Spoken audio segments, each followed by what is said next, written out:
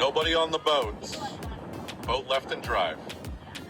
I mean, I guess I kind of understand it. It's kind of like putting a parking brake on a hill, but I definitely don't recommend it. Things can surely go wrong. Welcome back, guys, to this week's episode of Boneheaded Boaters of the Week. And as many of you know, 2023 is still the year of giving. We are giving away a Drain Plug Mafia tumbler every single week on this channel. Real simple to be entered to win. All you have to do, hit the like button now. Make sure you're subscribed to the channel and get involved in the conversation. That's right, leave a comment below and we're going to pick a random person and somebody's going to win a tumbler.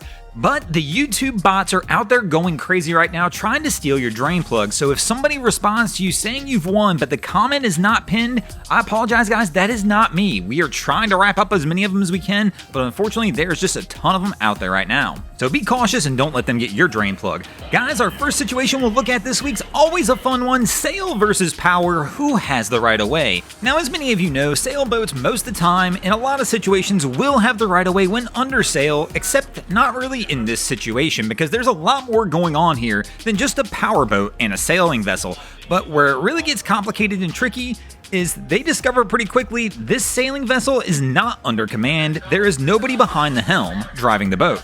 And the captain of this tugboat does exactly what he should do in this situation, which is avoid an accident at all costs. He actually diverts his course from his working path, and he's going to take the propeller wash from the tugboat, push the sailboat out of the way so they can safely continue doing their job. This really is one of the toughest situations out there on the water because it's a tough one to distinguish. If you're out there boating and you saw a sailing vessel coming at you like this, your first thought's going to be, it is definitely under command. There is somebody behind the helm. So you always have to be cautious. If somebody's approaching you, they're not making the correct movements, make sure you go ahead and get out of the way.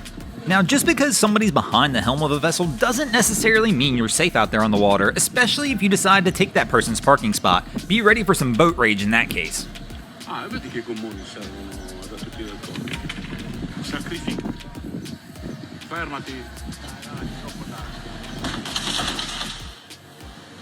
Now, of course, if you're the owner of a luxury yacht like this, you want to make sure everything's immaculate and that your boat matches. So if you get some scuffs on the stern, you might as well go ahead and throw some on the bow as well.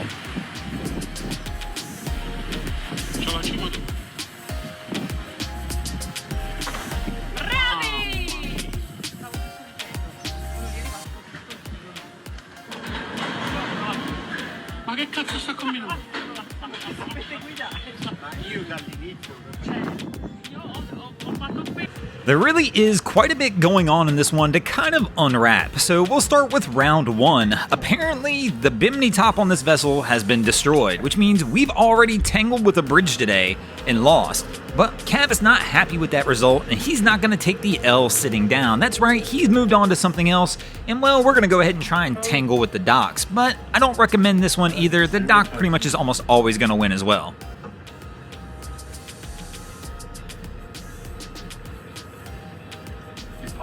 So the thing we can't get out. Wait.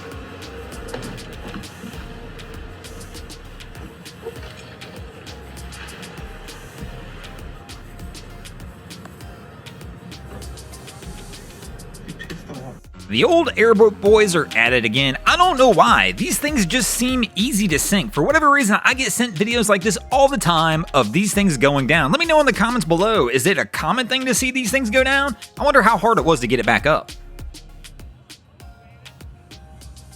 While I have a feeling our last crew was not trying to take on water, I definitely get the feeling this crew is. Now I gotta admit, this thing looks like a blast. Makes me want to buy one of these, start doing tours down at Haulover Inlet and getting everybody soaked.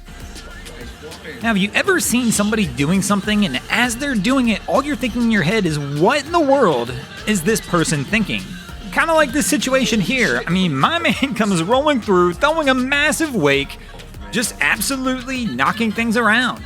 But you don't want to be this guy because the boating gods will come after you and boating karma is real. Something you don't see every day. No storm or anything. Actually saw this right now. It's about 7 a.m. I was out here real early this morning, like 5. Somebody had their light on in here. see any dead bodies, but As you can tell, the name on this boat looks a little familiar. It just so happens to be the boat we saw in the last clip, and it looks like karma came back and got him. Thanks for watching, guys. I hope you enjoyed this week's episode of Boneheaded Boaters of the Week. If you ever see anything crazy happening out on your waterways, be sure to hit us up on Facebook or Instagram and let us know when you might see your stories over here. Just like Troy Shirley, Brian Plummersky, Christian Dressen, Paul Jordan, Dennis Unitas, Campmon 70, Delgado Daruma, and Stuart Phillips 38 did this week. And if you guys haven't already, go ahead and drop an anchor on the subscribe button here.